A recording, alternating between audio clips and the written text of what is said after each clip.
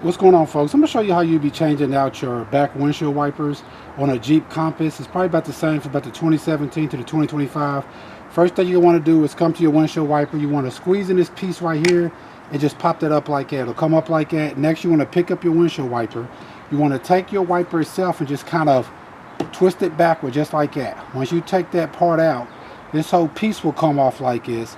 And then you should be able to replace this with another windshield wiper. Then when you're coming back in to put the other one in, you just have like a little bar right here. You just kind of want to come into it like that and get in that little thing and then just pop it back down like that pretty much. And then put it down, go ahead and close that back up and pretty much you'll be good.